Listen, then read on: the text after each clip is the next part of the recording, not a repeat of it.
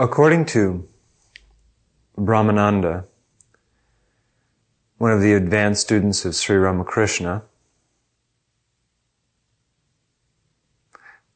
the spiritual life can be divided into two phases.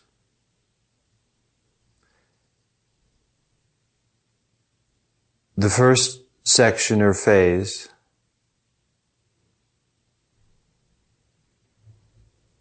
is separated from the second section or phase by a person's entrance into Samadhi. So the second phase of self-discovery begins with the entrance into Samadhi. I'd like to consider with you for a few minutes what the nature of Samadhi is, examine the concept behind the Samadhis, and try and gain an understanding of not only why an individual seeks to go into Samadhi and how that occurs, but what the result of this process is.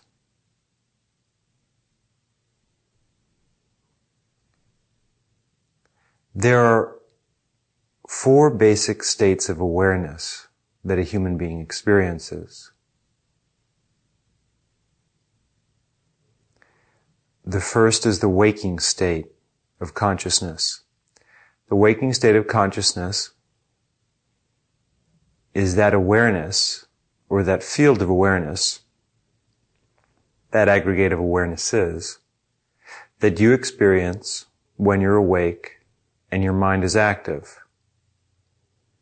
The waking state of consciousness includes your moods, emotions, thoughts, feelings, perceptions, from your greatest happiness to your lowest depression, from your strongest belief in yourself and in God, to complete self-doubt, from lust and hatred to pure and noble self-giving, your prayer and meditation, all of the things that you experience while you're awake are part of the waking state of consciousness. The second state of consciousness is the dream state. When you go to sleep and enter into the world of dream, you walk through a doorway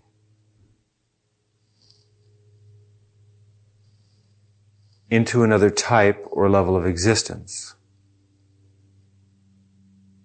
This is the dream state. All of the experiences that you have in the dream state,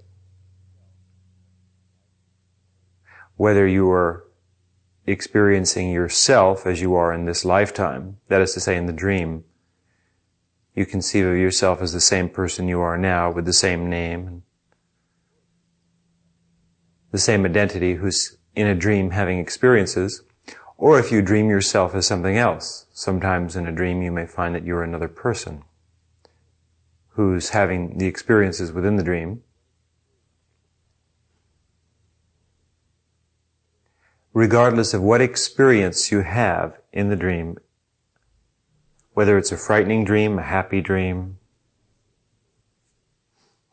a revealing dream, a dream in which you have meditative or spiritual experiences, all of the experiences and awarenesses that you have in the dream state belong to the second primary level of consciousness. The third level of consciousness is the deep sleep state.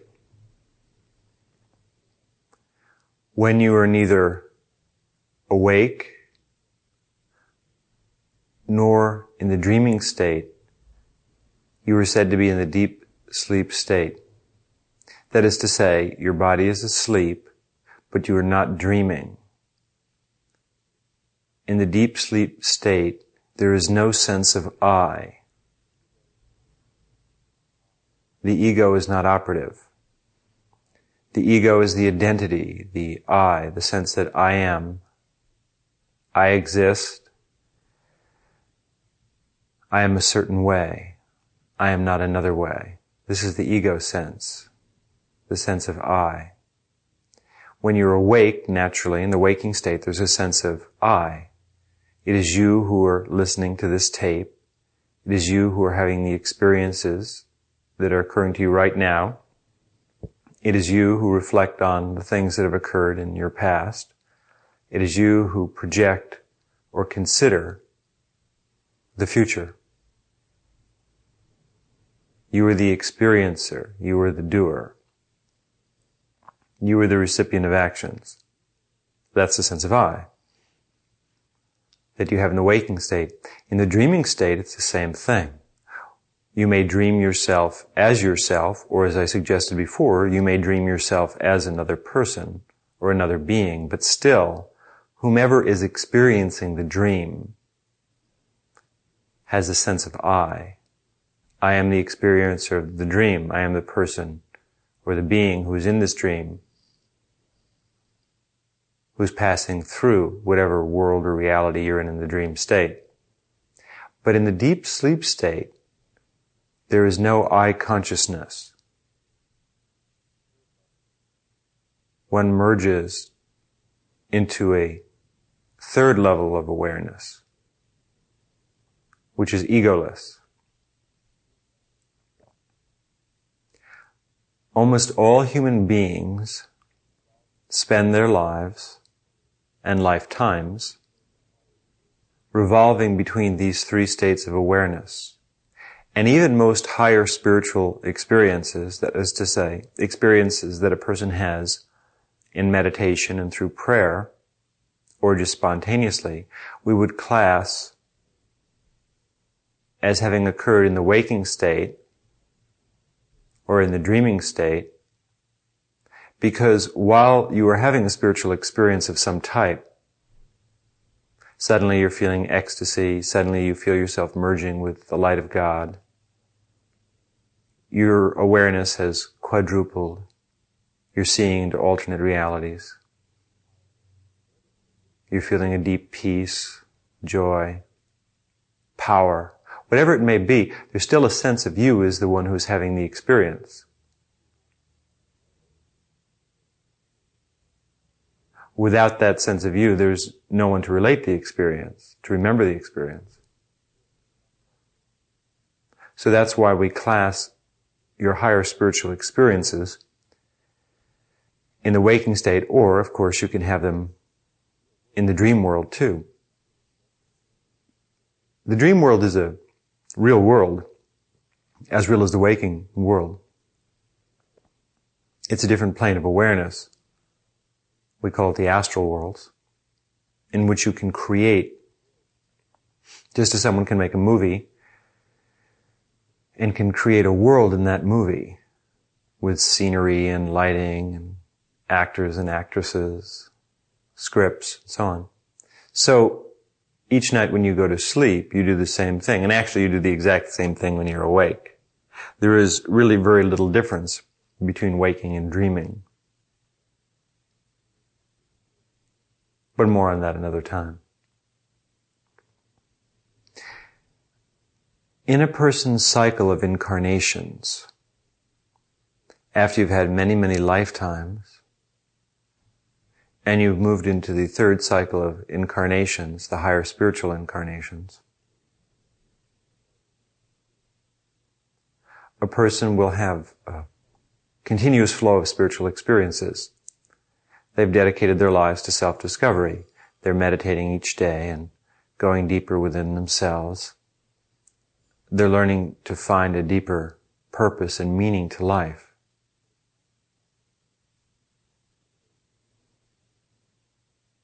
But a time comes when a person begins to experience the fourth state of awareness, the fourth bardo of consciousness, the fourth level of ecstasy. The fourth level of ecstasy is samadhi.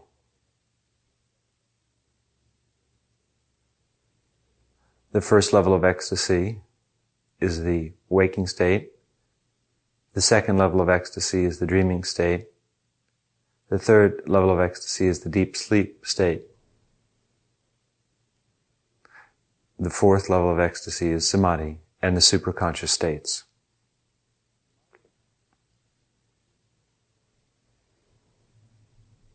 Samadhi is not simply meditation. Samadhi is absorption. Absorption in eternity.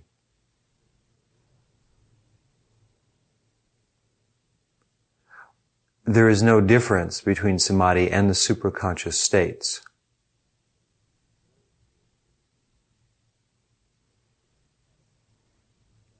Various spiritual teachers, enlightened persons, have discussed and classified the samadhis. Some say that there are 4 samadhis, some say that there are 5.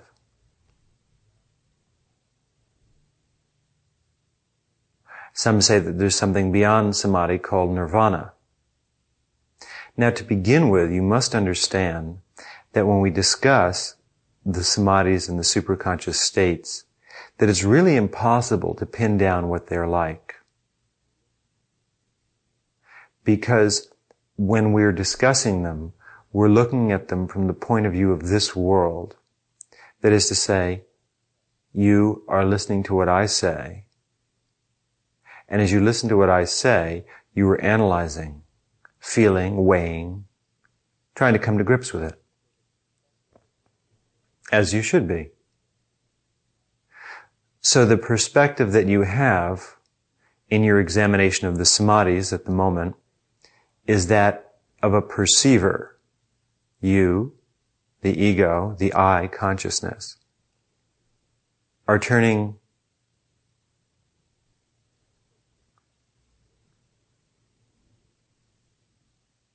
your fields of attention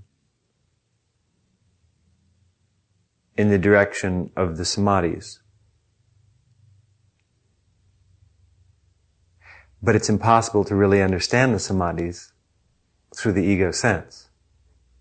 However, the ego sense, your sense of I, needs a description, which is why, of course, I'm making this recording. Because the mind has to have some idea of what lies beyond itself so that it can go beyond itself. You've gone someplace on a wonderful vacation. You went to Hawaii, maybe you went to Maui or Kauai, and you saw the volcanoes, the rainforests. You felt the tropical winds blowing in at night as you sat on the balcony of the hotel. You listened to the surf crashing. You had a beautiful experience. Now you've come back to try and share that experience with your friends because you felt it was worthwhile. But your friends are deaf and your friends are blind.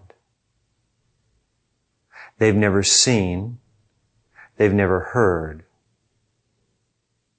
How are you going to try and describe the beautiful experiences that you had in Hawaii? They've been blind all their lives. So it's not as if they've ever seen a palm tree. It's not as if they've ever seen the stars at night. So you can't do it through Braille. Because even if you could, they have no sense of what you're talking about. They can't hear. So how can you describe what the surf sounds like, or the trade winds, tropical winds as they blow at night, the sounds of the birds, the night birds calling? This is what it is like to try and describe samadhi and the supraconscious states to someone who has not experienced them. It is like trying to describe this world to one who has no senses. But still, it's necessary to paint a picture. The picture is important because it gives us at least an intellectual appreciation of why we're engaged in the process of self-discovery. An old parable is told sometimes in trying to explain this point. 3 friends were out climbing a mountain. And the one who was in the lead, reached a very high ledge above the other 2.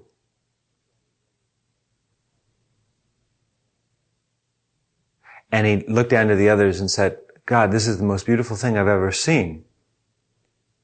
And then he went over the ledge and he was gone.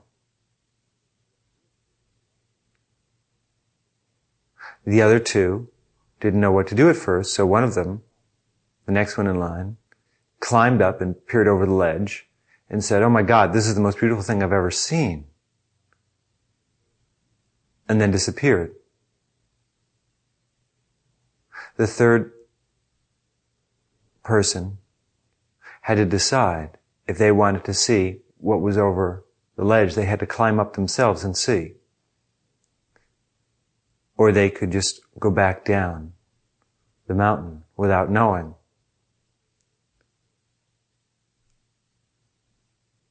And of course, no one knows what the third person did. But we can assume that he came back down, since we have the story.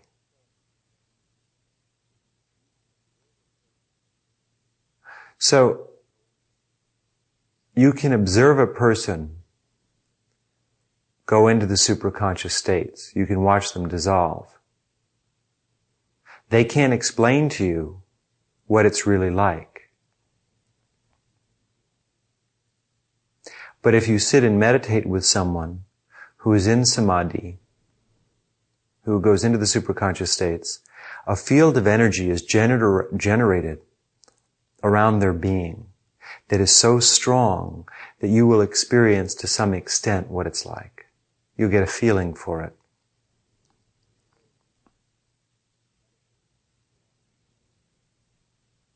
Or if you can meditate well, you can meditate on someone who is enlightened, who goes into these states of awareness, even if you're quite a distance away, and access that consciousness and light. But before we get into how you go into Samadhi, let's take a look at the different Samadhis. As I suggested earlier, Patanjali and some others have said that there are a number of different Samadhis, and there's no exact agreement on how many there are, because there's no way to describe them. Where one begins and another ends, it's very difficult. So some say there's 3, some say there are 4, some say there are 5. I have a very simple system for explaining the Samadhis. I feel that there's 2 Samadhis, only 2. One Samadhi is savikalpa Samadhi. The other is nirvikalpa Samadhi. Savikalpa Samadhi would include all of the lesser Samadhis, because I don't think they're really all that different. Nirvikalpa Samadhi, however, is qualitatively different. I find this much easier, but choose whichever system you prefer. All of them are imperfect ways of describing that which is indescribable. Now, savikalpa Samadhi means the following. When you enter into savikalpa Samadhi, any of the lesser Samadhis, not that they're very lesser,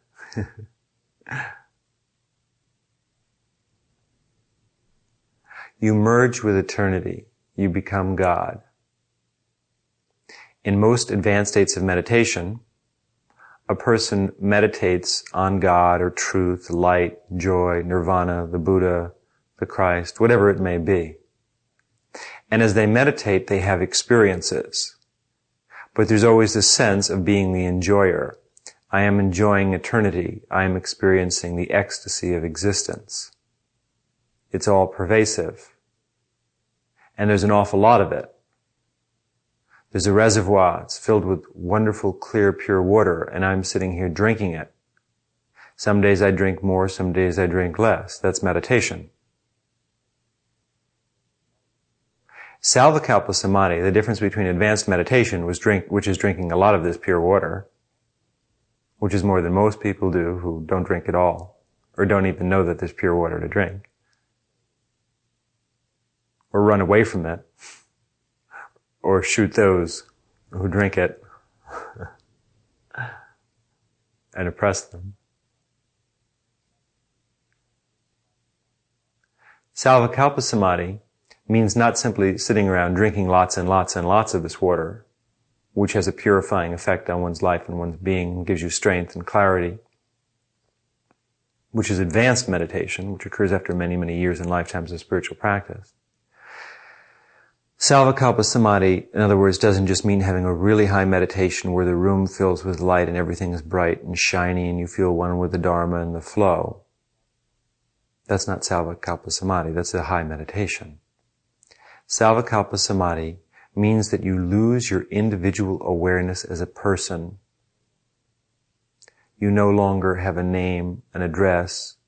You're no longer in this world at all. There's no sense of the earth, time, space, past history, future possibilities. All of that goes away. All of that is completely erased. You dissolve. But in your dissolution, you become something. You become God.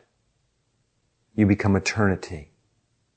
And there is a sense, not in the human sense, not in the way of thinking, I'm God or I'm eternity. If you're thinking these thoughts, you're not in Savikalpa Samadhi.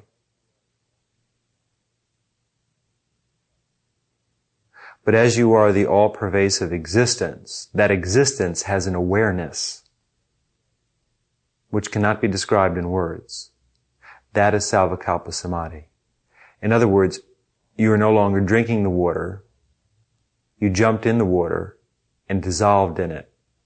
And now you have the sense, not as you did as a human being, not through thought or understanding, but there is an awareness that permeates all of eternity. And that is what you are. Thou art that thou art.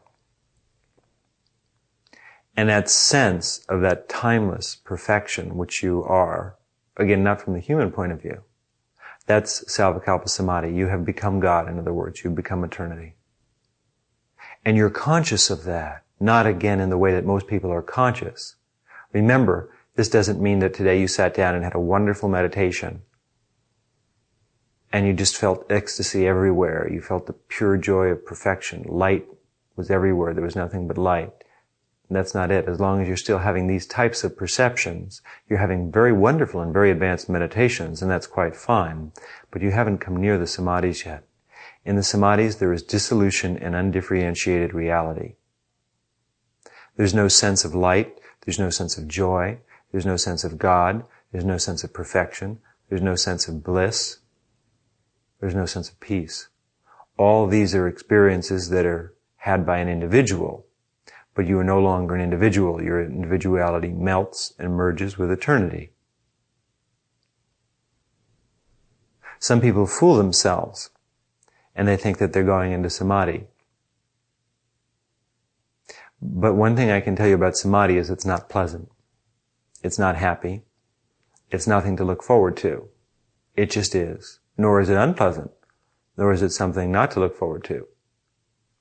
But people seem to think that samadhi in the spiritual life is the pot of gold at the end of the rainbow. And it's not, because there's no rainbow and there's no gold. And there's no you when you're in samadhi. There's no way to describe it. Some people think that, well, gosh, in samadhi there's no emotion, there's no joy, there's no light. And that's true. But nor is there a lack of emotion, a lack of joy, or a lack of light. There's simply no way to describe it. All I can say is that in Savikalpa Samadhi, that essence that you are is aware of being an essence. That's Savikalpa Samadhi. That's a very advanced spiritual state.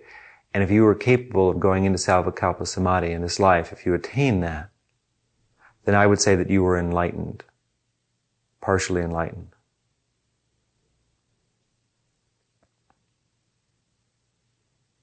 Partially enlightened. Nirvikalpa Samadhi is beyond that. The only way I can describe it to you at all in words and images is simply to say that Nirvikalpa Samadhi is an end to everything and a beginning to everything. Nirvikalpa Samadhi means that there will be no I sense at all, even of I am God. You will not even have the conscious awareness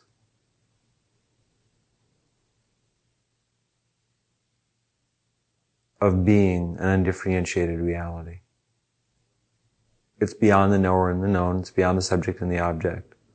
There's no way you can describe it. Anything that you can say about it can't possibly be it, because if you're saying something about it, you're still in the mode of a perceiver.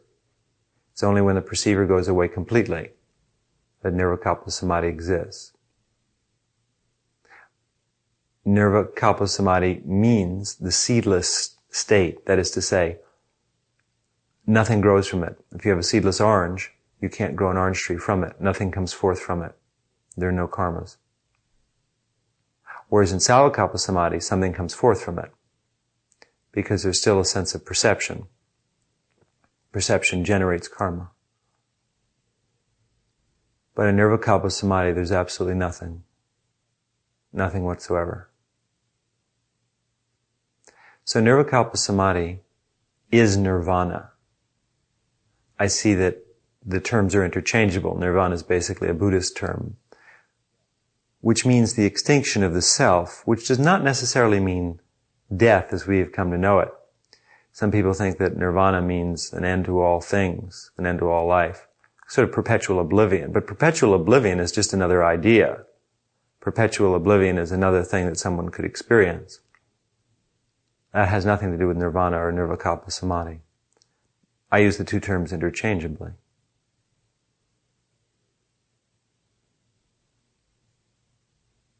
The only way that you can possibly come to have any understanding, in my estimation, of savikalpa or Nirvikalpa Samadhi is to meditate in person with someone who is enlightened.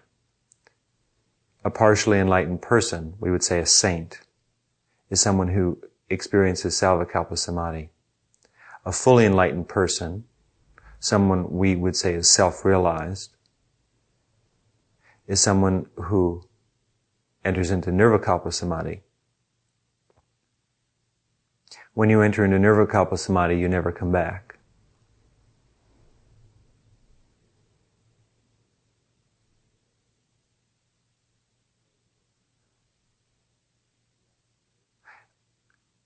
In order to enter into Nirvikalpa Samadhi, you have to walk into the ocean, and you're made of powder, and when you walk into the ocean, you dissolve. There can be no possibility of coming back, because there's no you to return. And this is where it gets a little tricky to understand, because that doesn't mean that if you're sitting in meditation and you go into Nirvikalpa Samadhi, that an hour from now you won't be out mowing the lawn or driving your car, but it won't be the same you. Each time you go into Nirvikalpa Samadhi, you dissolve the glue that binds the aggregates of the self together, and a new being forms. The same is true to a lesser extent of savikalpa Samadhi. This is why they're useful. The reason we seek to enter into savikalpa Samadhi and Nirvikalpa Samadhi is because they make us what we really are. Each one of us really is eternity.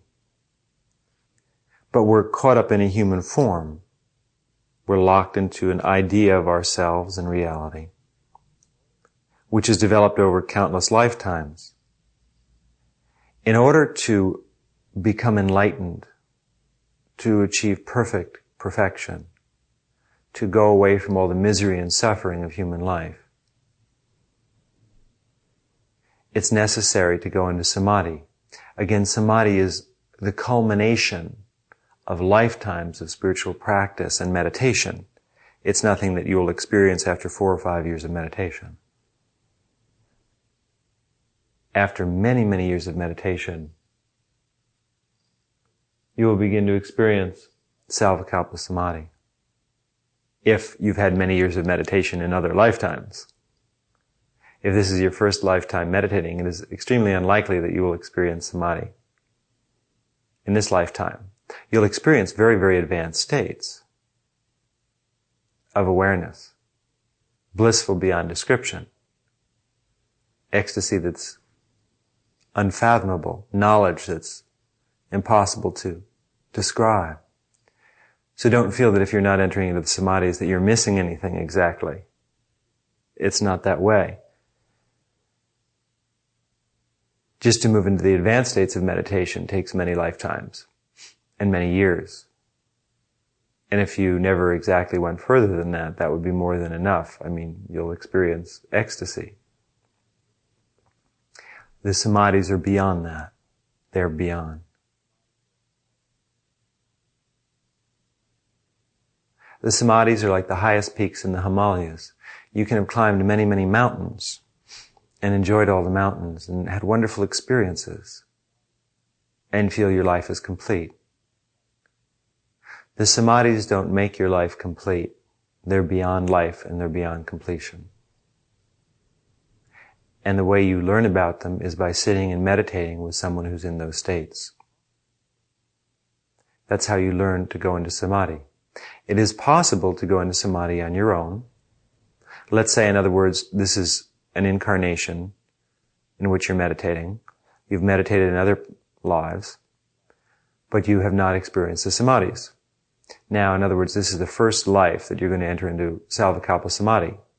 It's unlikely that in this life, if you enter into savikalpa samadhi, if it is the first life you're doing so, that you will enter into nirvikalpa samadhi in this life.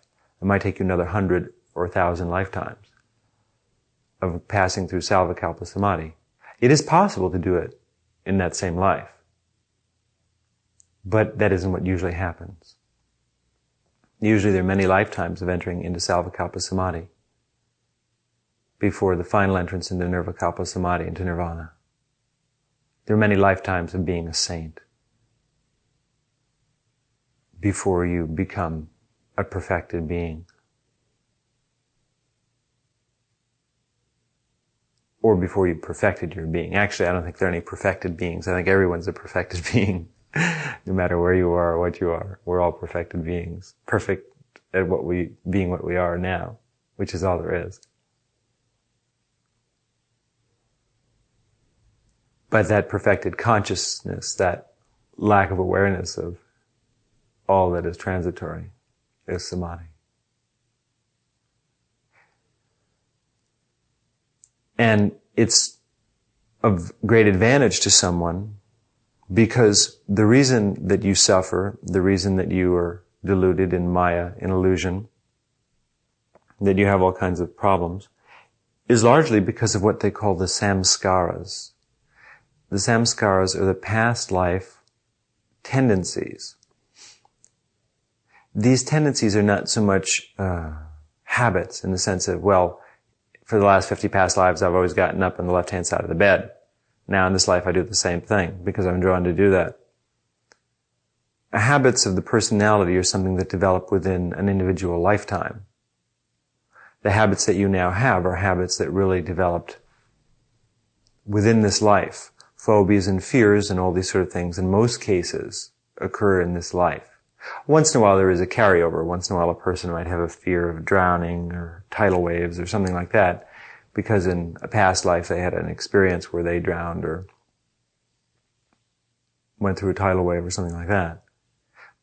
But this is pretty rare, to be honest with you, because there's very little memory, even subconsciously, of the past lives. And while a lot of people today are interested in past life therapy and they think that it's kind of an extended Freudian analysis if they can simply look back not only to their childhood but to their past lives and see what they did, they'll come to understand why they do things now. This is quite popular and I don't think it's exactly true. Because there is not that much of a causal effect between individual actions in one lifetime and another. There is an effect and a connection between states of awareness. In a past life, you had a certain awareness, and that awareness will give rise to an awareness in your next lifetime. That is true. The samskaras, then, are not the things we did in an individual lifetime, but it was the way that we thought, the tendencies, the way the aggregates are formed. A human being is not made up of one self. You have many, many selves. So the old motto, know thyself, in my estimation, should be changed to know thyselves. Because you're made up of many, many beings. The Buddhists sometimes talk about the anatman, meaning that a person does not have a soul. In the Hindu tradition, in the Christian tradition, we talk about a soul or an atman, a self, the same self that incarnates from lifetime to lifetime. Now, the Buddhists don't feel, in most forms of Buddhism, that there is not a self. What they're disagreeing with is that the self is not fixed. The self, that part of you that incarnates from lifetime to lifetime, Buddha indicated, was causal. That is to say, there was a connecting link in each lifetime. It wasn't as if that there was a being that was there in one lifetime and then in the next lifetime there was no connection. In his own case, when he discussed his past lives, he was certainly implying that there was a essence that incarnated from lifetime to lifetime. But what he was trying to suggest is that most people have a concept of the soul, which is almost like a personality. The soul has a personality. And what he said was that rather than that, the soul is composed of aggregates. It's like saying that there are 7 or 8 basic colors, and we can put those colors together in varying combinations. Perhaps there are 7 musical notes, and we can put those notes together in varying combinations and produce different melodies.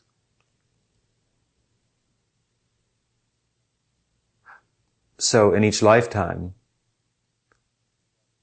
the notes reform in a slightly different pattern, but that pattern is an outgrowth of the pattern that was in the previous life.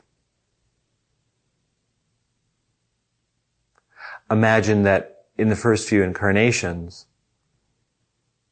the aggregates, the essences that make a person, almost like the atomic structure in a non-physical sense, is very loose, and there isn't much to it. It's like a very simple atom, like an atom of hydrogen, as opposed to some of the more complex atoms that have more protons, neutrons, and electrons and valences. As incarnations go by, the atom gets more complex, that is your being, the part of you that reincarnates from lifetime to lifetime. The aggregate grows thicker and denser. And while this is good and it stores up knowledge and power, at the same time there's a problem with it, because it means that a person becomes more fixated. The more lives you had, the harder it is to change, yet the stronger you are. It's a kind of a funny dichotomy. So, that's good in development. It's important that one become more and more fixed. But then you reach a point in higher spiritual development where what you want to do is erase everything that you've been. It's as if all your past is written on the blackboard. And if we could erase it, your past would no longer exist. So what we're going to do is erase what's written on the blackboard. The way you do that, the only way you do that, is in Samadhi. When you go into Samadhi, either savikalpa or nirvikalpa, what happens is you erase, you loosen the aggregates, you simplify them. The way that you're able to go into savikalpa Samadhi is through spiritual refinement.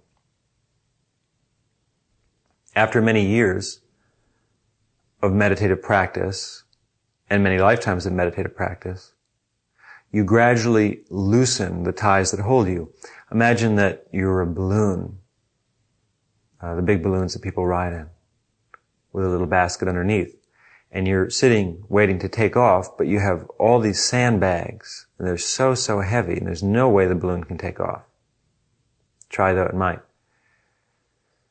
So gradually you unload the sandbags, one after another.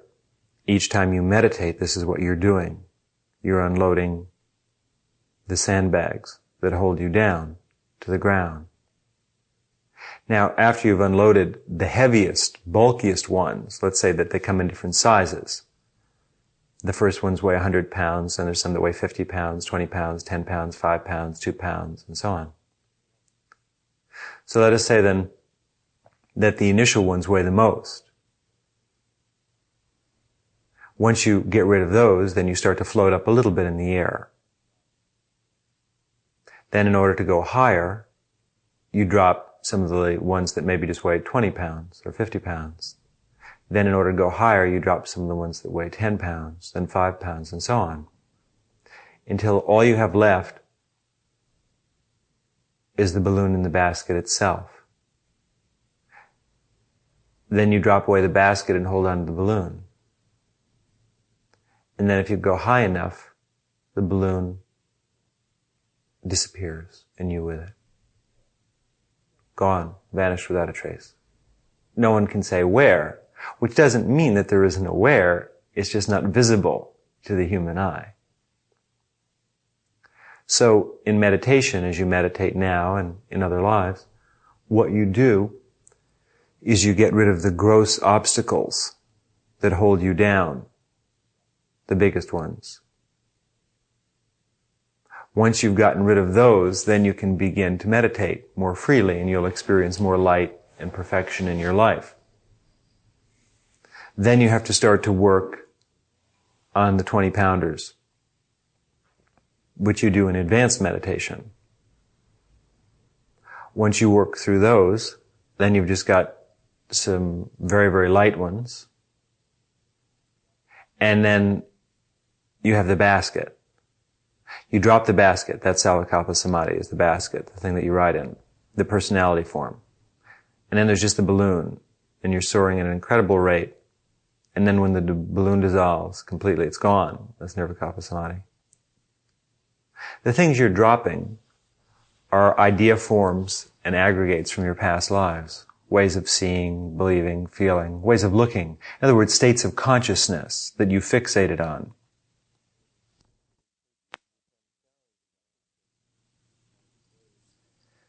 The samskaras, then, are the ways that we have evolved through series of lifetimes to deal with the world and existence. And these were good and fine ways to deal with existence. But then we reach a point where those ways are no longer applicable to who we are and what we are.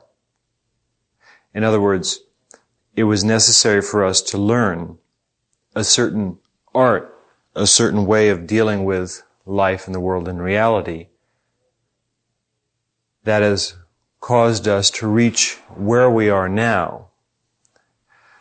But those very tendencies and methods which hitherto helped us and aided us in our self-discovery can ultimately become a hindrance. And so we have to pass beyond them. So samadhi is useful from the point of view of this world, from a functional point of view, in that cause. I don't think it has to be useful. It is a refulgent reality itself.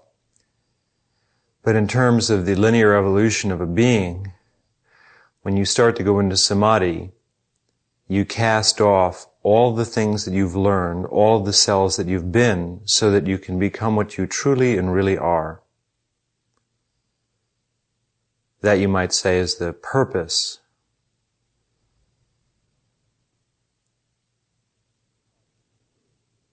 of entering into Samadhi, aside from the pure experience itself, the experienceless experience.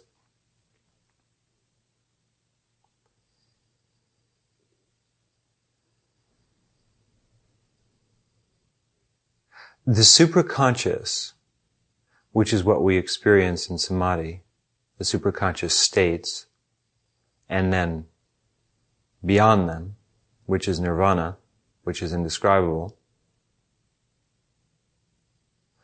are the essence of reality. You might say that it's like a house. A person builds a house, they build a home, and they build different rooms in the home. Bedroom, kitchen, living room. Each room has something special about it, has something special to offer. Special beauty. A different feeling, a different ambiance, a different atmosphere.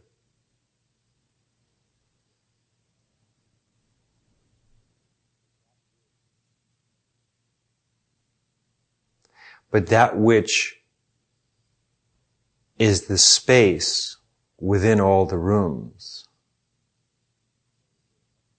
the backdrop, the pure essence from which all those rooms have come forth, and to which they will all return, and the essence that is space within them, is the supraconscious.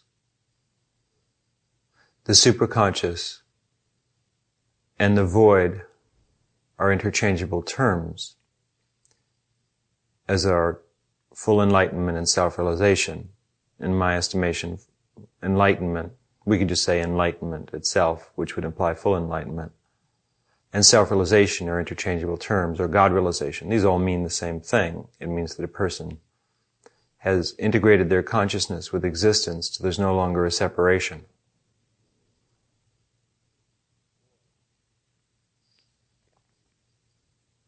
The void is the supraconscious states. The void is the backdrop in which all of the worlds exist. All of the different realities and lokas, both physical worlds, in other words, and the non-physical worlds, form and formlessness, all exist in something. The house was built in a certain space, in dimensional plane. The house comes into that dimensional plane, and it occupies it for a while. One day the house will dissolve, but the space will still be there. So the void, or the supraconscious states,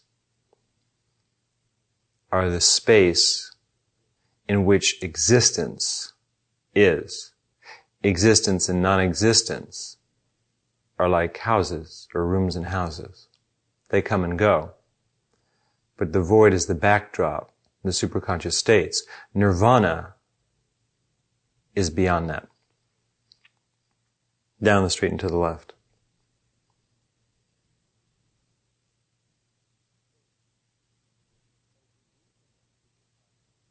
So, as you reach into the supraconscious, where you find the meaning of life, the purpose of existence, all the things that you've ever looked for are in the supraconscious. They're also in the physical and the finite.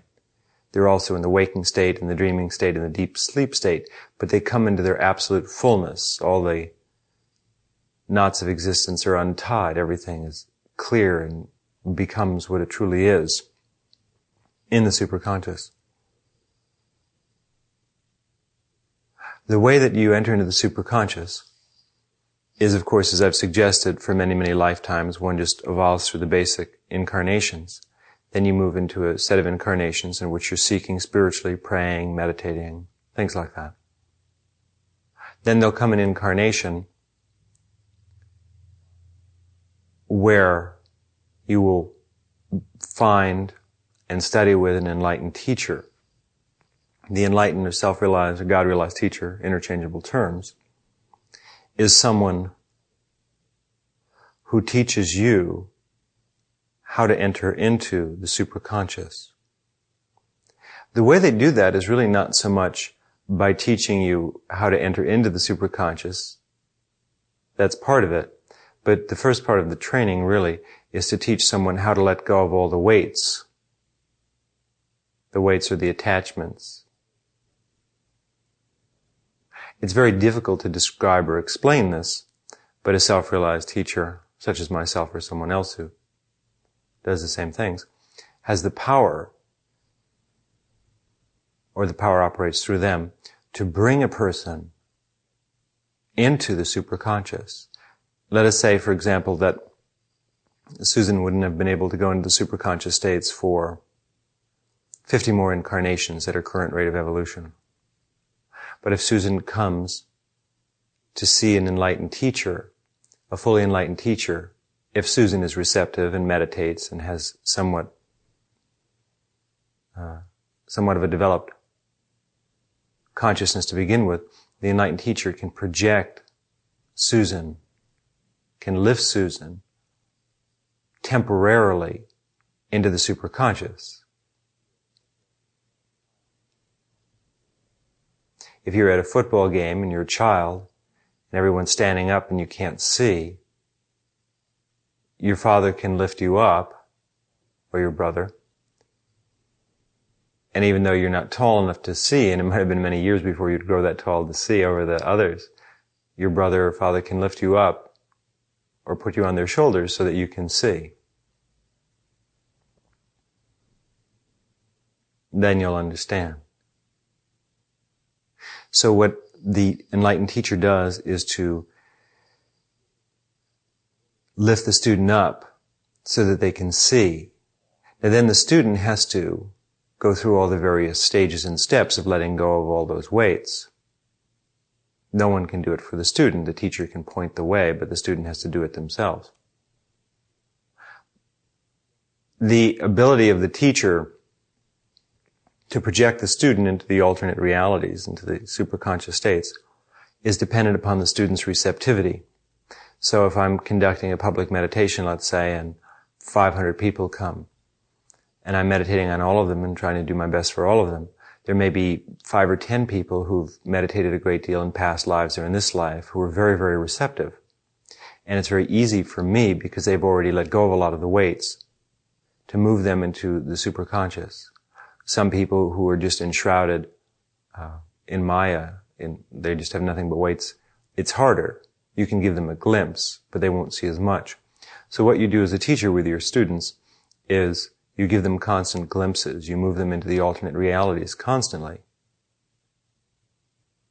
Each time they advance, each time they let go of another weight, another attachment, another way of seeing things, you can take them a little further and show them the next step. So it's really a two-party process then. It is possible to do this yourself without a teacher, but it is extremely difficult, because there's no one to lift you up and show you the next step.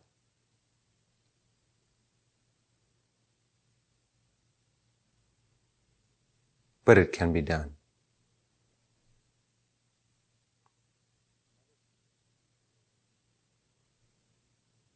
Another thing that the teacher does in this process is help you dissolve some of those samskaras. If you remember that when you enter into savikalpa or nirvikalpa samadhi, it just dissolves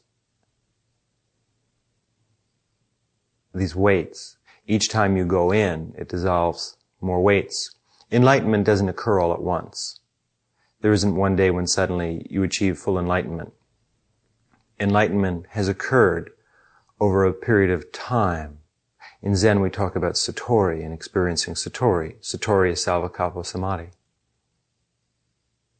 or nirvikalpa samadhi. But the idea is that after many years of meditation, one day you have a flash of intuition. You see life in its true essence. You go into savikalpa samadhi.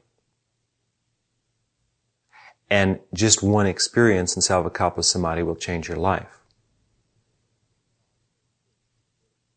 You'll never be the same. The old self will dissolve and you'll experience a rebirth.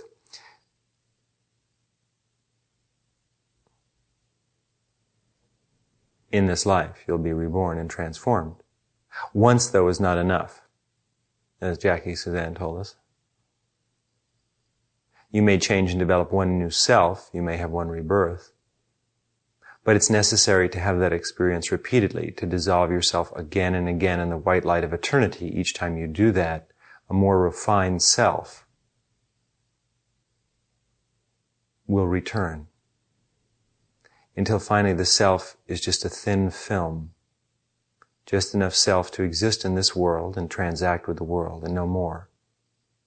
So that you're conscious of your eternality in the waking state. In other words, as time goes on, as you go in and out of samadhi repeatedly over a period of years or lifetimes, you reach a point where there's not much difference between the supraconscious state and the waking state. After a while, they start to merge.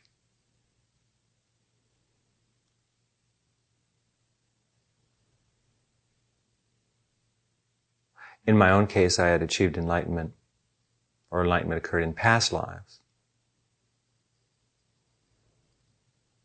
When this happens at a certain age, you'll just start to go into samadhi. Certainly you'll be drawn to spirituality beforehand. So I spent 11 years meditating and being a part of a spiritual community and working for the welfare of others constantly, which I was drawn to do without knowing why. And I went into samadhi several times, into savikalpa samadhi over those years. But I never really knew what it was, per se. These were just those enlightenment experiences that come and go. But then after 11 years, suddenly, I started to go into samadhi every day.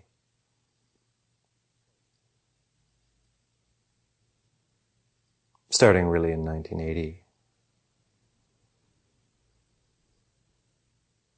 And I had no choice. It was not something I could choose. I couldn't say, well, today I'm going to go into samadhi. It would just happen repeatedly. I'd sit down to meditate and I'd go into samadhi. In the evening, I'd just be sitting at home and I'd go into samadhi. It would never occur and never does at an inappropriate time. Eternity takes care of everything. If I needed to do something to function in the physical world, it wouldn't occur if I had to drive a car or talk to someone. But it would just occur again and again, and I just watched myself dissolve and reform again and again. I was a new person constantly, sometimes many times a day. As this happened over a period of years,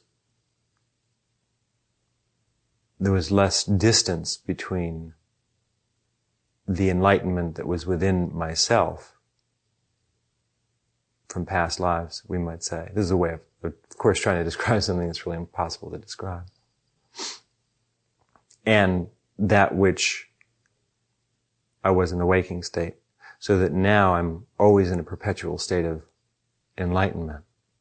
But for me, the process hasn't ended as of the making of this tape on the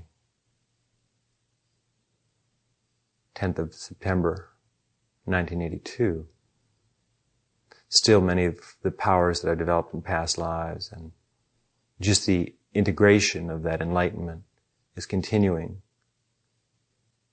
so that each day there's less difference for me between the waking state and samadhi. There really is almost no difference now, but any differences are gradually being wiped out. You see, when you start to go into samadhi, in my estimation anyway, it's not something you choose. The entrance into samadhi is something that only happens to a few people out of millions. Those people are not any better than anyone else. That was just the dharma or destiny. It does happen to everyone eventually who meditates. But most people in this particular world are not very advanced spiritually, or their advancement is buried very deeply. In other worlds, samadhi is a common experience.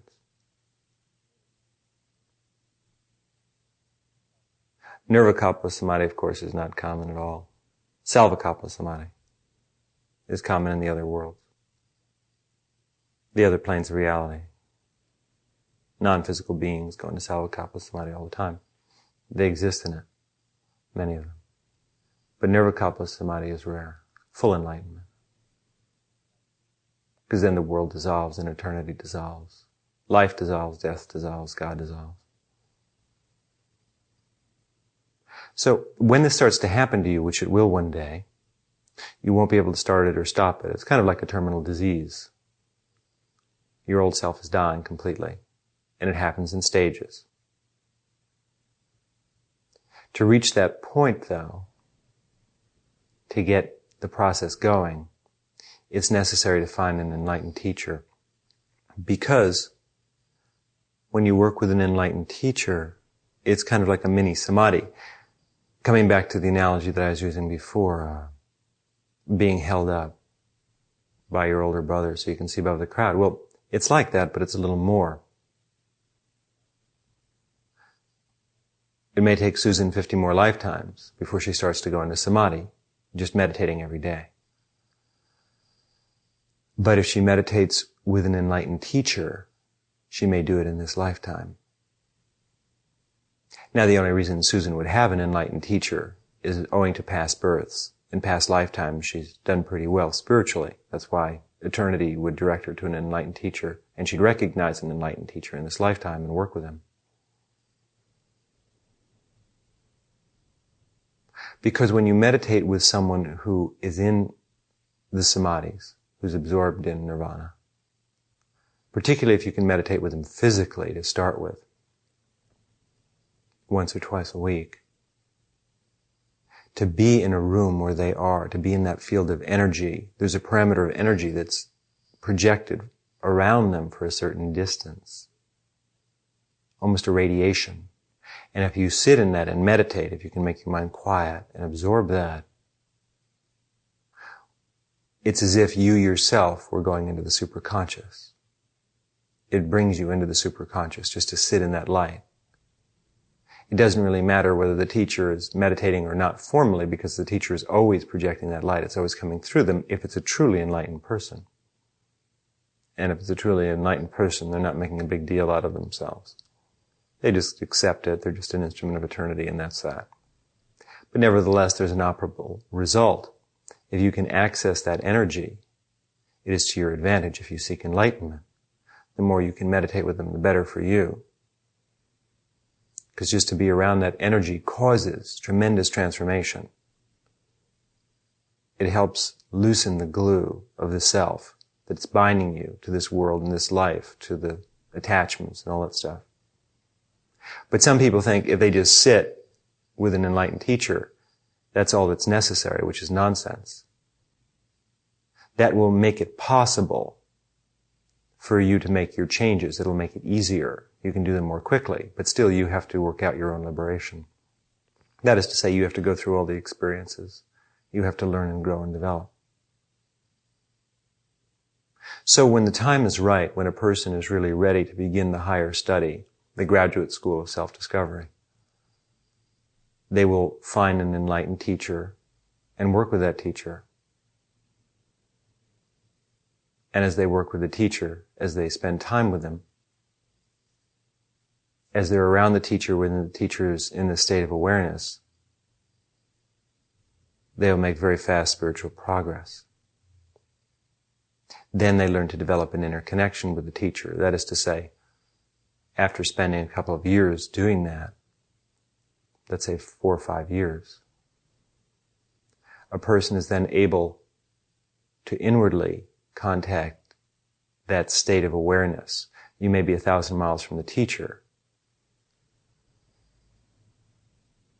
but you've grown so close in your hearts, there's so much love between the two of you, that you can be with them inwardly, regardless of where you are. And it's just about as strong. In other words, you'll be able to access that energy that flows through them.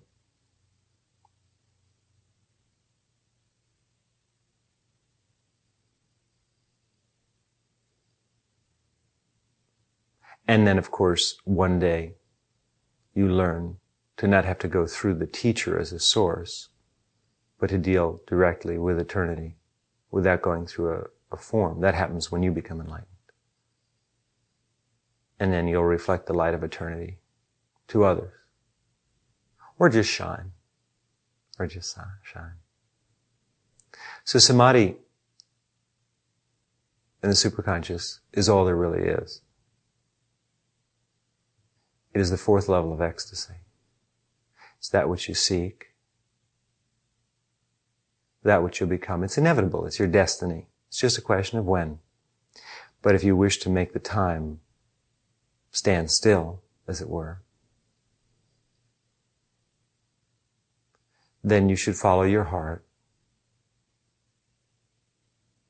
Be not concerned with the things of this world, because they're transitory. Find that teacher who you can love the most and go and be with them.